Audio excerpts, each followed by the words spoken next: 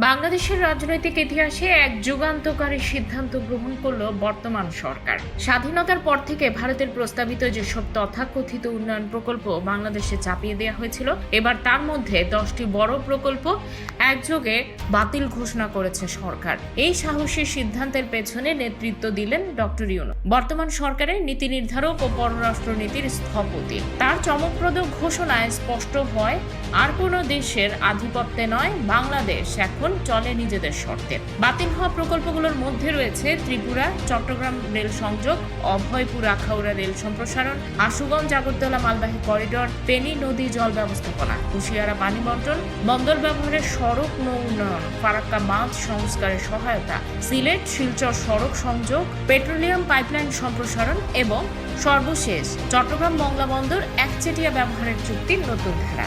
এই প্রকল্পগুলো ভারতের স্বার্থ রক্ষা করলেও বাংলাদেশের জন্য ছিল কৌশলগত অর্থনৈতিক হুমকি। বিনা ট্রানজিট ফি, জলবন্টনে বৈষম্য, নিরাপত্তা ঝুঁকি এবং পরিবেশগত ক্ষতির অভিযোগ দীর্ঘদিন ধরেই উঠছিল।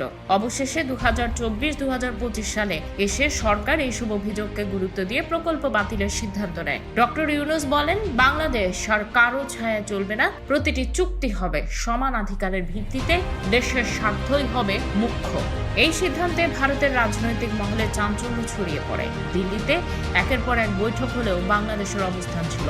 আন্তর্জাতিক মহল বাংলাদেশের এই ন্যাশনাল ইকোনমিক সিকিউরিটি নীতিকে স্বাগত জানিয়েছে। বিশ্লেষকরা বলছেন, বাংলাদেশের এই পদক্ষেপ দক্ষিণ এশিয়ায় একটি নতুন কূটনৈতিক ভারসাম্য তৈরি করছে।